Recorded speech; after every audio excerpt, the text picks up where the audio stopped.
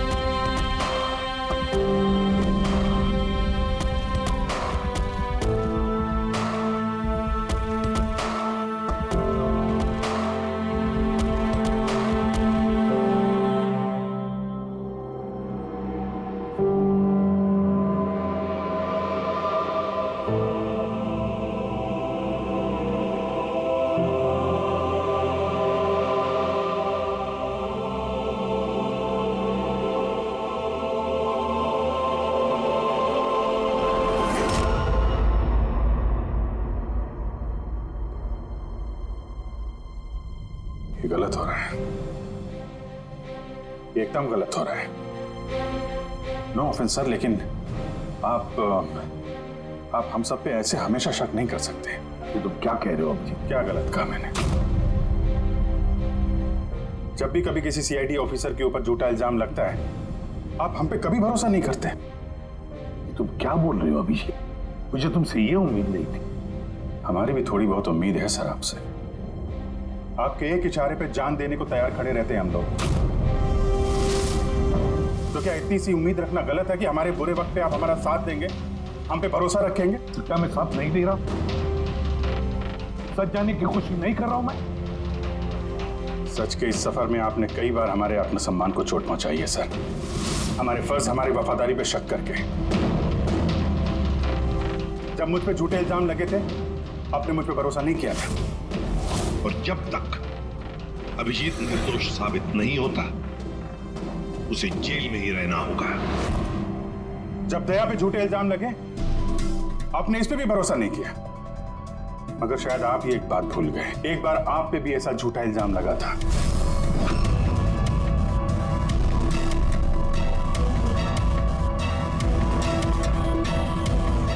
उस वक्त हम में से किसी ने भी आप पे शक नहीं किया था, बल्कि एक मजबूत दीवार बन के सामने डटे खड़े रहे थे ताकि आपके ऊपर आंच ना आ सके। तो क्या आप वो हमारी हिम्मत, वो ताकत नहीं बन सकते सर?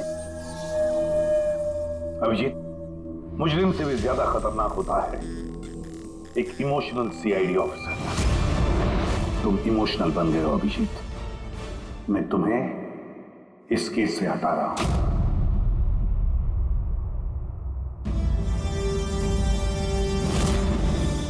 दया, पूर्वी, अब से पंकज की केस तुम दोनों इन्वेस्टिगेट करोगे, सिर्फ और सिर्फ तुम दोनों। ठीक है सर। अब आपको मुझ पे इतना भी भरोसा नहीं रहा कि मैं इस केस को न्यूट्रल तरीके से देख पाऊंगा भी या नहीं। इतने साल की ड्यूटी का ऐसा मेडल तो किस्मत वालों को मिलता है। Thank you sir.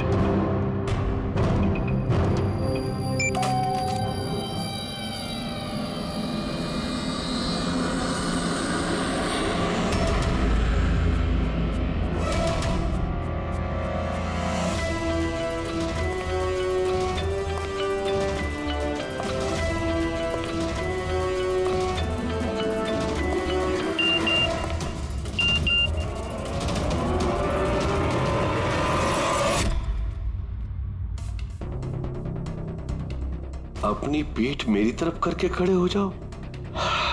चलो ये भी करके देख लेते हैं।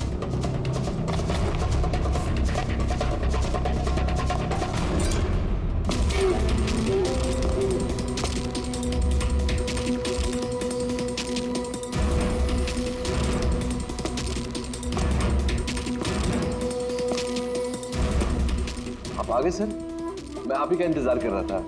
आप देखिए वहां फाइल पड़ी है, उसमें पूरा फाइनेंशियल प्लान पड़ा हुआ है और मुझे पूरा यकीन है कि आपको बहुत पसंद आएगा।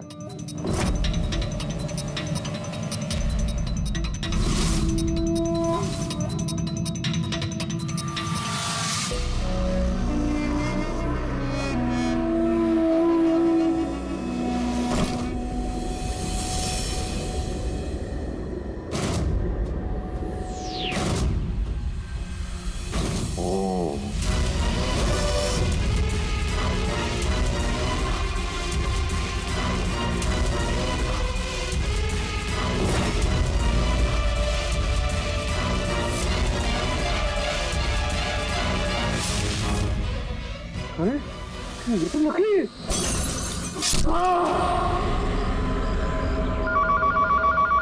हेलो एसीपी प्रद्युमन है।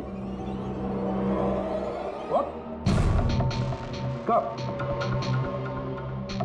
अच्छा ठीक है।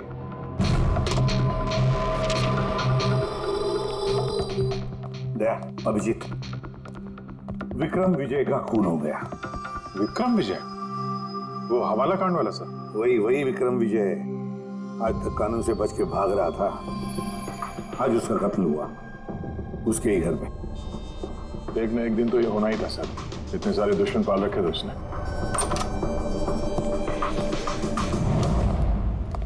सर रियली सॉरी सर, थोड़ा लेट हो गया। क्या बात है पंकज, कहाँ रह गए थे तुम? सर वो डैड का श्राद्ध था सर, आज मंदिर गया था सर पूजा करने। ठीक है। और ये हाथ में क्या हुआ? सर ये आते हुए लग गया, मामूली चोट है, इतना जोर से नहीं लगा सर। ठीक है, तैयार हो जाओ, एक मर्डर केस आया हुआ है। अब ये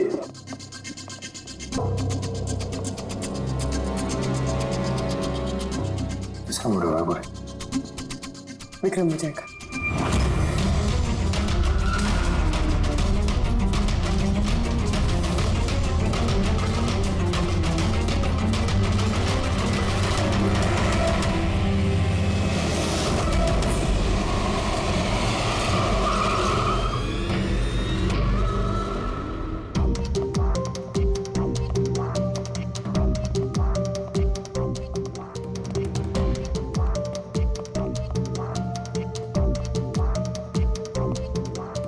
सीआईडी? जी हाँ सर, मैं गोपाल हूँ, विक्रम सर का मैनेजर।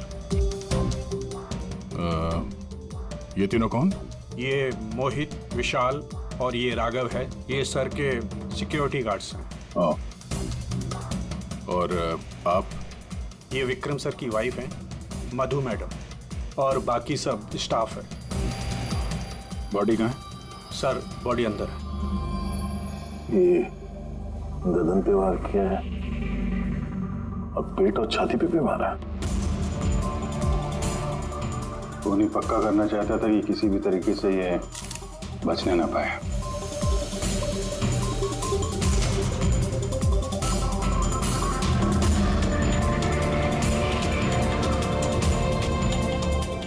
लगता है इससे हमला किया इस पे।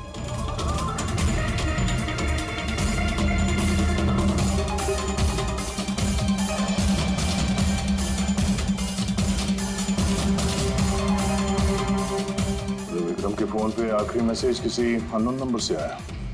अपनी पीठ मेरी तरफ करके खड़े हो जाओ। पीठ मेरी तरफ मतलब वो आदमी इसको अपना चेहरा नहीं दिखाना चाहता था क्या?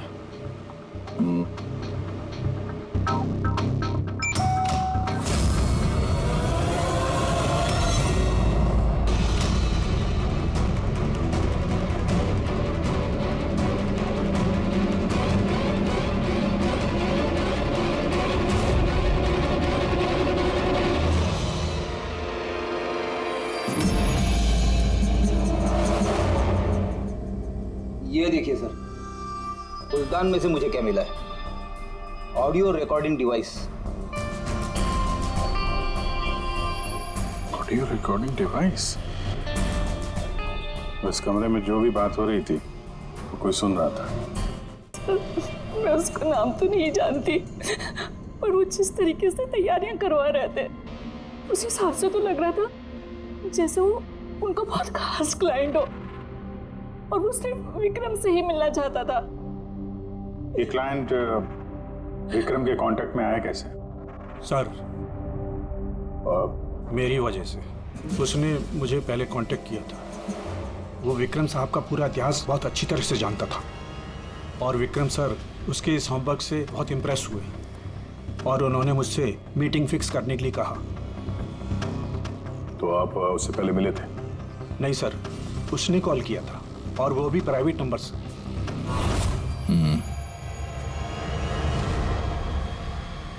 तो आप लोगों ने मीटिंग से पहले पूरी तैयारी कर ली थी? हाँ जी सर। उस कमरे को अच्छी तरह से चेक कर लिया था? हाँ।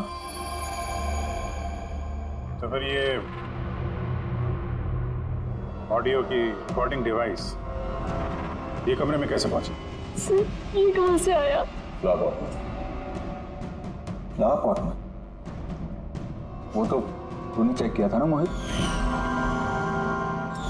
मैंने चेक किया था सर, लेकिन मुझे फ्लावर पॉट में दिखा नहीं था। दिखा नहीं था? जी नहीं। अच्छा, ऐसे कैसे दिखा नहीं था?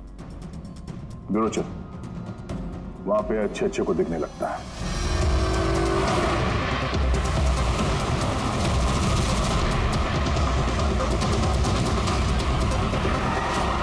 मोहित पे नजर रखना। गोली में चलाना। कैलाश सर? हाँ, कौन है ये?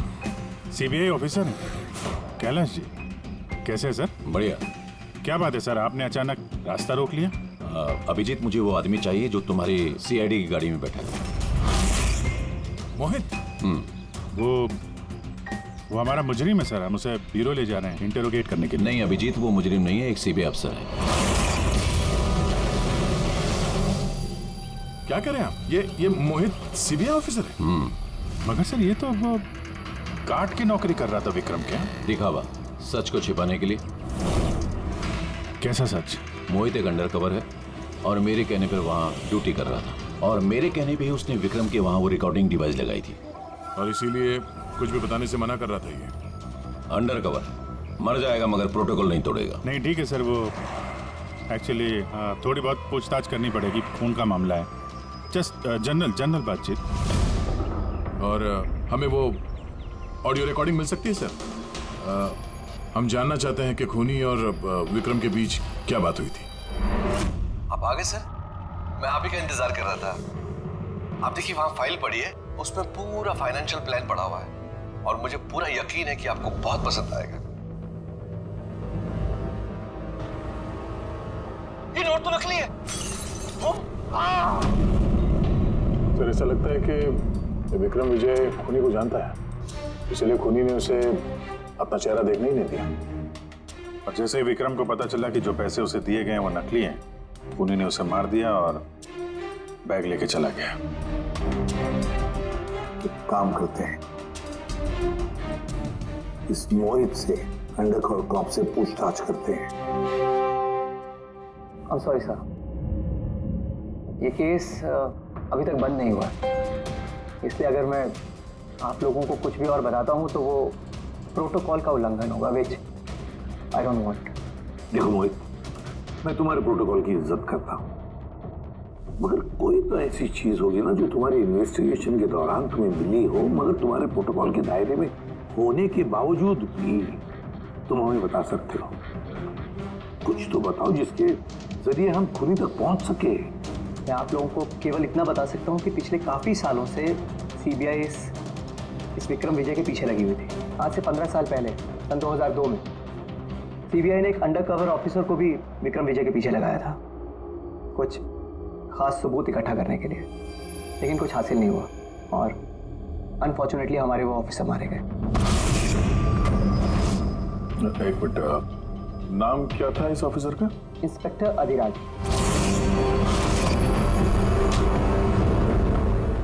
इंस्पेक्टर अधिराज, इस बोतल पे जो खून है, इस खून में विक्रम की डीएनए के अलावा किसी और का भी डीएनए। विक्रम के डीएनए के अलावा किसी और का भी डीएनए है? तेरे कहने का मतलब है कोई और भी था? कौन था साळुंखे? तो अपने क्रिमिनल डाटाबेस में कंपेयर करके देखा, मैच करके देखा तूने? उसकी जरूरत नहीं पड़ी। जरूरत नहीं पड़ी का क्या मतलब है साळुंखे? किसका डीएनए है वो? वो डीएनए पंकज का है। What? वो डीएनए पंकज का है? हमारे पंकज का? हमारे पंकज का। यार ये कैसे हो सकता है? CID officer Pankaj, CID officer Pankaj खून कर सकता है? हमारा एक ऑफिसर खून में है। लेकिन सर पंकज खून क्यों करेगा? वही तो, सीआईडी ऑफिसर खून क्यों करेगा? सर, विक्रम के घर से 1 किलोमीटर की दूरी पर पुलिस को एक लावारिस मोटरसाइकिल मिली है सर। किसकी मोटरसाइकिल है वो? सर वो पंकज की है।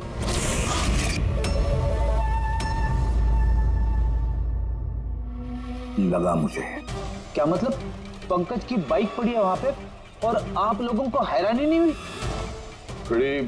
विक्रम विजय जिसकी मौत हुई है आज, 15 साल पहले अधिराज जी, पंकज के पिता, एक अंडरकवर कॉप, बॉडीगार्ड बन के विक्रम विजय के खिलाफ सबूत इकट्ठा कर रहे थे और उसी दौरान वो मारे भी गए। मतलब सर, पंकज को ये लगता है कि उसके पिताजी की मौत के पीछे विक्रम विजय का हाथ था और इसीलिए उसने अपने पिताजी की मौत का बदला लेने के लिए।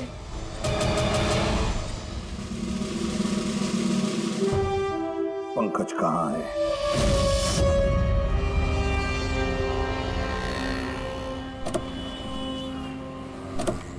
अरे सर, आप लोग? यही सवाल तो हम भी तुमसे पूछने वाले थे। तुम यहाँ क्या कर रहे हो? तुम तो बीमार थे ना? अरे सर, बाइक चोरी हो गई थी मेरी। ये सामने पुलिस स्टेशन में रिपोर्ट लिखाने आया था। ये देखिए। हमें पता है तुम्हारी बाइक कहाँ है। आप लोगों को कैसे पता सर? तुम्हारी बाइक विक्रम विजय के घर के पास मिली है। वही विक्रम विजय जो तुम्हारे पिता का खूनी है।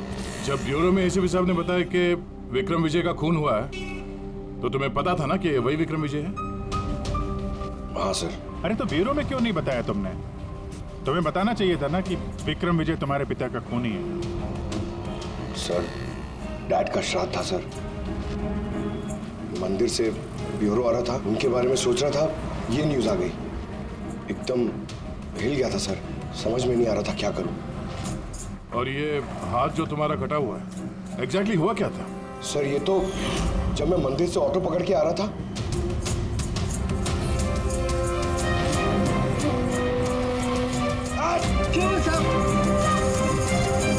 तो एक अनजान आदमी ये घाव देके चला गया, यूं ही बेवजह। सर मैं जानता हूँ यकीन करना थोड़ा मुश्किल है, लेकिन सच यही है सर। पंकज यार, तुम तो हमेशा बाइक पे ब्यूरो आते थे ना, अचानक ऑटो में कैसे आया? अचानक नहीं सर, मेरी बाइक तो 2 दिन से खराब पड़ी है। तो तुम्हारी खराब पड़ी हुई बाइक कोई लेकर गया, उसने उसे रिपेयर करवाया और ठीक होने के बाद उसे एक लावारिस जगह पे छोड़ दिया। वो भी संयोग से एक ऐसे इंसान के घर के पास छोड़ दिया जिसका आज ही खून हुआ और जो तुम्हारे पिता का खूनी भी है। सर आप लोग मुझ पे शक कर रहे हैं? आप लोग को लग रहा है उस विक्रम विजय को मैंने मारा है?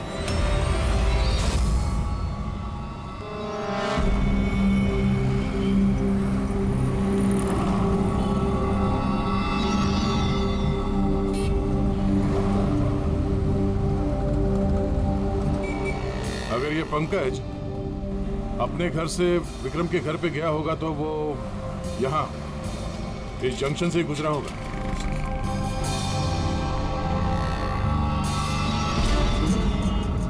सर सिग्नल पे सीसीटीवी कैमरा लगा होगा।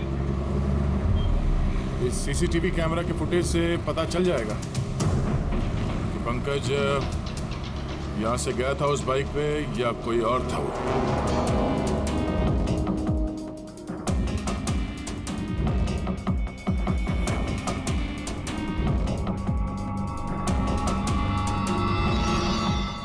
एक मिनट रिवाइंड करना,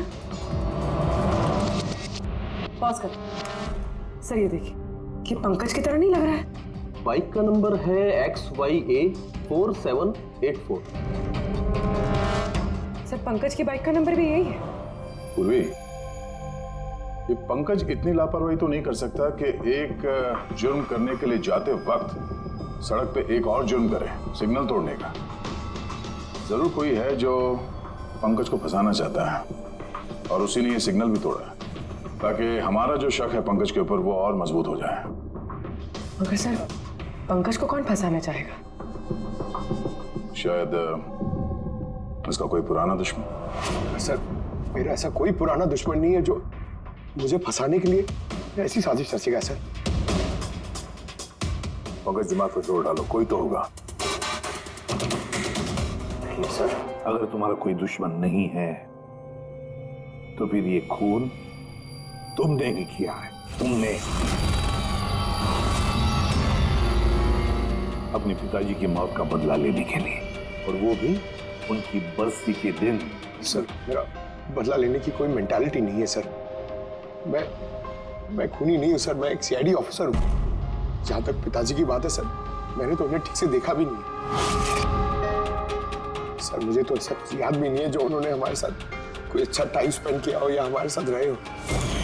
सर उन्हें तो फर्क भी नहीं पड़ता होगा कि उनका कोई बेटा है जिसे उनकी जरूरत भी है। सर मतलब तुम्हारे पिताजी के साथ तुम्हारे संबंध अच्छे नहीं थे? सर वो एक अंडरकवर कॉप थे सर। वो ज्यादातर अपने काम में ही बिजी रहते थे। घर गृहस्थी, परिवार, बच्चे, इनसे उनका कोई लेना देना नहीं था सर। ये तो सिर्फ मेरी माँ ने पाला है सर। लेकिन फिर भी पंकज, तुम्हारी अपनी पिताजी के साथ कुछ ना कुछ तो यादें जुड़ी होंगी ना? कुछ भी?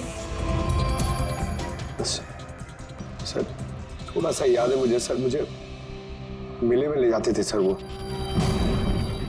मगर मेले में ले जाने से पहले सर वो मुझे हॉस्पिटल ले जाते थे हमेशा। हॉस्पिटल में? वो क्यों? शायद बचपन में वो बहुत बीमार रहता था और वो हॉस्पिटल ले जाते थे और मुझे बहुत दर्द होता था सर। दर्द? पंकज, कहाँ दर्द होता था? सर पीठ में, यहाँ पे सर। पीठ में?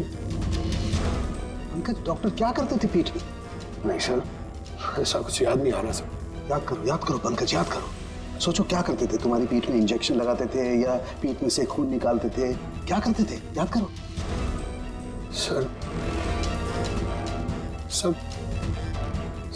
ड्रिल मशीन से कुछ करते थे सर हॉस्पिटल में। क्या कहा? ड्रिल मशीन से? और उसके बाद तुम्हें पीठ में दर्द होता था? बहुत दर्द होता था सर। मैं हफ्तों तक सीधे बैठ भी नहीं पाता था। और फिर घर जाने के बाद तुम्हें नींद सी आती थी? कुछ अजीब सा लगता था? चक्कर आता था? हाँ सर। मेले में भी जब मैं घूमने जाता था तो नींद में ही रहता था सर। ऐसे चक्कर आते रहते थे सर बस। लेकिन सर इस बात का इस केस से क्या लेना देना? लेना देना है बस। मुझे लगता है इसके पिताजी ने इसकी बहुत छोटी उम्र में इसका बोन मैरो डोनेट करवा दिया था। लेकिन सर बच्चों का बोन मैरो डोनेट करवाना तो गैर कानूनी है ना? गैर कानूनी है, लेकिन मुझे लगता है बॉस पैसे की वजह से या किसी भी और वजह से उस डॉक्टर ने इसके पिताजी के लिए ये सब कुछ किया था। वो ठीक है सर, लेकिन मेरी समझ में अभी भी ये नहीं आ रहा है कि इस बात का इस केस से क्या कनेक्शन है। कनेक्शन ऐसे है पूर्वी कि कई बार जब बोन मैरो डोनेट किया जाता है तो जिसे बोन मैरो डोनेट किया जा रहा है उस व्यक्ति को ह्यूमन काइमेरिज्म हो जाता है। ह्यूमन काइमेरिज्म? ये क्या है सर? साहब यूं समझो कि जिस व्यक्ति को बोन मैरो डोनेट किया जा रहा है उस व्यक्ति के शरीर में 2 डीएनए पैदा हो जाते हैं। एक डीएनए वो जो उसका खुद का है, ओरिजिनल, और दूसरा डीएनए वो जो बोन मैरो जिसका ट्रांसप्लांट हुआ है उसका। इसका मतलब है सर पंकज का बोन मैरो जिसे मिला शायद उसके खून में भी ये पंकज का डीएनए शामिल है। Exactly that. बस मुझे लगता है कोई बहुत ही खास होगा वो, जिसके लिए पंकज के पिताजी ने ये सब कुछ किया। कोई ऐसा खास आदमी जो पंकज के पिताजी इंस्पेक्टर अधिराज के बहुत ही करीब था और उसकी मौत का बदला लेने के लिए उसने ये खून कर डाला। और कौन?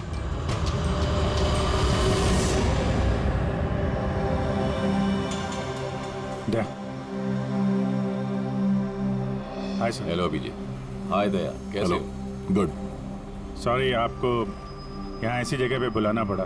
अभिजीत, जो इन्फॉर्मेशन तुमको चाहिए थी वो ना तो सीआईडी ऑफिस में दी जा सकती थी और ना मेरे ऑफिस में। थैंक यू सर आपकी मदद के लिए। पंकज एक ईमानदार ऑफिसर है सर, और आपकी मदद से शायद हम उसकी बेगुनाही साबित कर पाए।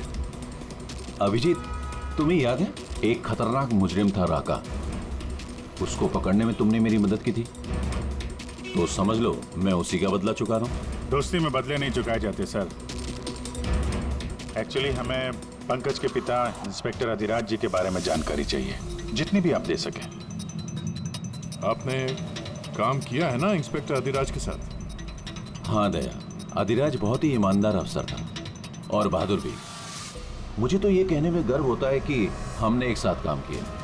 सर एक्चुअली हमें ये पता करना था कि उनके अंडरकवर मिशन के दौरान उनके कभी किसी से कोई खास रिश्ते बने थे। आई मीन कोई नया परिवार, ऐसा कुछ। अभिजीत, ये जो अंडरकवर की दोहरी जिंदगी होती है, मुश्किल होता है जीना। एक पुलिस वाला भी तो इंसान ही होता है ना, और उसे भी वो चौकट कभी कभी नहीं लगनी चाहिए जो वो लांग गए। मतलब उनको भी किसी से प्यार हुआ था? उनका कोई दूसरा परिवार भी था? हाँ, अधिराज की दूसरी पत्नी बच्चे को जन्म देने के बाद गुजर गई। ओह, और अधिराज जी की मौत के बाद इस दूसरे बच्चे का क्या हुआ? ये राज हमेशा राज ही बना रहा कि अधिराज ने उस दूसरे बच्चे को कहाँ रखा, कैसे पाला, और वो बच्चा कहाँ गया, कभी किसी को नहीं मिला। और ये जो बच्चा है दूसरी शादी से, क्या उम्र रही होगी उसकी? ये पंकज से कोई 2-3 साल बड़ा होगा। शादी पंकज की माँ से पहले हुई थी, पर बच्चा दूसरी बीवी से पहले हुआ था। शायद उसे कोई बीमारी होगी जिसकी वजह से अधिराज जी ने पंकज का बोन मैरो उसे दिलवाया होगा। और अपने पिता की मौत का बदला लेने के लिए खून शायद पंकज के सौतेले भाई ने किया। पर अब सवाल ये उठता है कि पंकज का ये सौतेला भाई है कौन और अभी कहाँ है? मुझे कुछ अंदाजा हो रहा है कि क्या हुआ होगा उसके साथ। कैलाश जी, हमें एक मदद और चाहिए। इस अंडरकवर मिशन के दौरान और कौन कौन लोग थे आपके साथ, उन सब की जानकारी चाहिए, और अधिराज जी की पूरी कुंडली भी। अभिजीत, ये जरा मुश्किल होगा। जानता हूँ सर, ये थोड़ा मुश्किल है, लेकिन किसी की बेगुनाही साबित करनी है, और आप यकीन रखिए ये सारी इंफॉर्मेशन हमारे बीच में रहेगी बस। ओके।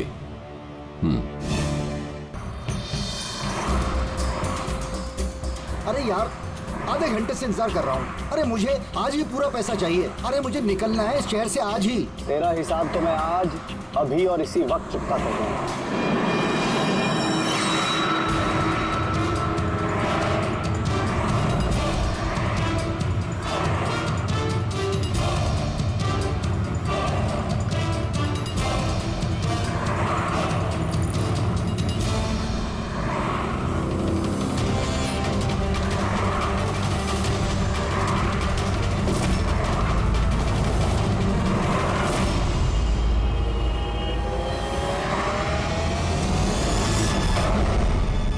अकाउंट सीआईडी बंद करेगी। ये सर के सिक्योरिटी गार्ड्स हैं।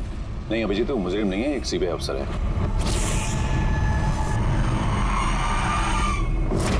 पिता के कर्ज को पूरा करना हर बेटे का धर्म होता है सर, और जो बेटा ऐसा करता है वही अच्छा बेटा कहलाता है, और वो हूं मैं। तुमने तो किया नहीं, मैंने लिया अपने पिता की मौत का बदला। देखो मोहित, तुम दोनों के पिताजी इंस्पेक्टर अधिराज एक नेक, ईमानदार और बहादुर इंस्पेक्टर थे। क्या लगता है तुम्हें, उन्हें तुम जैसे मुजरिम बेटे पर गर्व होगा या पंकज जैसे ईमानदार सीआईडी ऑफिसर पर? तो सच बात तो यह है कि पिताजी को हमेशा से इस पंकज पर गर्व था और प्यार भी वो इससे ही ज्यादा करते थे। मुझे तो उन्होंने अनाथ आश्रम में डाल दिया था सर, ताकि उनके दूसरे परिवार पे कोई आंच ना आ सके। वो ये बात बताती तो हमारे पास आई क्यों नहीं? मैं तो भाई हूं तुम्हारा यार, हम दोनों मिलकर पकड़ते विक्रम को और कानून के रास्ते। नहीं चाहिए थी मुझे तुम्हारी मदद। हमारे पिताजी के कातिल को कैसे पकड़ना है और कैसे उससे बदला लेना है, ये सारी प्लानिंग मैंने कर रखी थी सर, बहुत सालों से। और यही कारण है कि मैं सीबीआई ऑफिसर बना और ठीक हमारे पिताजी की तरह ही एक अंडरकवर ऑपरेशन पे गया विक्रम विजय के खिलाफ। लेकिन इस बार उसे सजा दिलवाने के लिए नहीं सर, बल्कि उसे खत्म करने के लिए। एक सीबीआई ऑफिसर होकर भी तुमने जुर्म किया। तुम जैसे लोगों की वजह से ही लोग कानून पर विश्वास करने से कतराते हैं। इस काम में केतन ने तुम्हारी मदद की थी ना? हाँ सर, केतन भी मेरे पिताजी के साथ काम करता था। वो भी एक अंडरकवर कॉप था। उसी ने मुझे सब कुछ बताया और उसके बताने से ही मुझे पता चला कि बचपन में मेरा एक ऑपरेशन भी हुआ था। और जब तुम्हें पता चला कि तुम्हारे खून में 2 डीएनए, एक तुम्हारा दूसरा मेरा, तो तुमने खून करके मुझे ही फंसा दिया। हाँ, और इसीलिए मैंने अपना खून बहाकर उस हथियार पे डाल दिया था और उसके बाद तुम्हारा हाथ काटा, ताकि एक तीर से 2 निशाने लग जाए। मेरे दोनों दुश्मन, हमारे पिताजी का कातिल वो विक्रम विजय। हेलो कैलाश सर, सर मैंने विक्रम विजय के रूम में ऑडियो डिवाइस लगा दिया।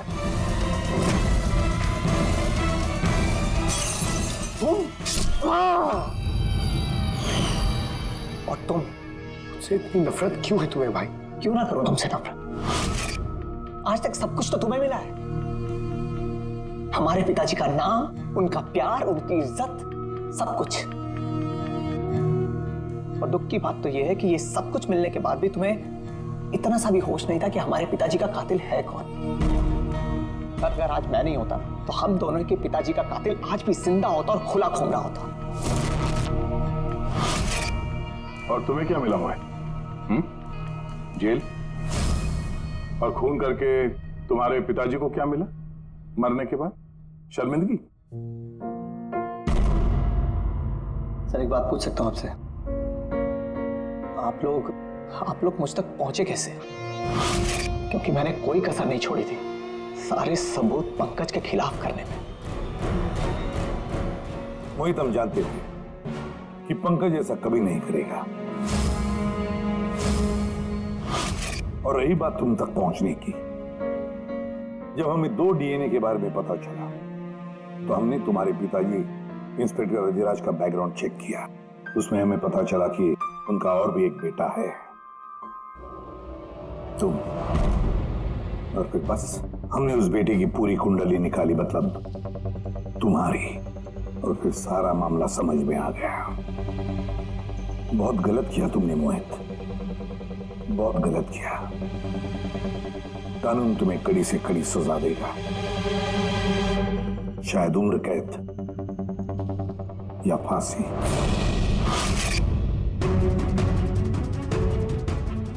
रेडी?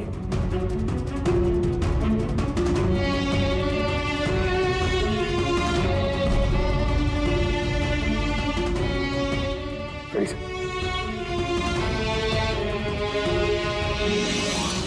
मैं जानता हूं तुम्हारे दिल में सिर्फ मेरे लिए कड़वाहट है, मगर मुझे पता ही नहीं था कि मेरा कोई एक भाई है।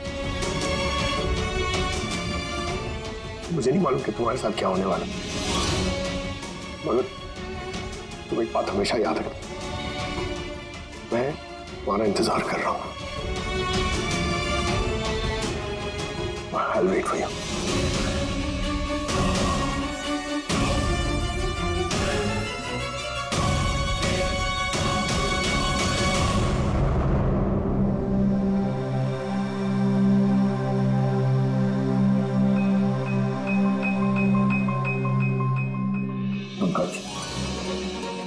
देखो, तुम्हारे में ये जो अच्छाई है ना, इसे कायम जिंदा रखना, कायम। Welcome back to CID. Thank you sir. Sir, I am sorry sir. आप सही कह रहे थे। इमोशनल होके मैं कुछ जरूरत से ज्यादा ही बोल गया सर। I am sorry. देखो अभिजीत, तुम सब लोग मेरे लिए ना सिर्फ सीआईडी ऑफिसर्स हो, बल्कि मेरा गुरूर हो, मेरा आत्मविश्वास हो, मेरी ताकत हो। और एसीपी प्रद्युमन ने आज तक अपनी ताकत पर कभी शक नहीं किया और ना कभी करेगा। इम्तिहान की घड़ियां तो आती है और आती रहेंगी भी, मगर फर्ज की राह पर चलते वक्त अगर अपने बेटे पर भी गोली चलाना क्यों न पड़े, हाथ कांपने नहीं चाहिए।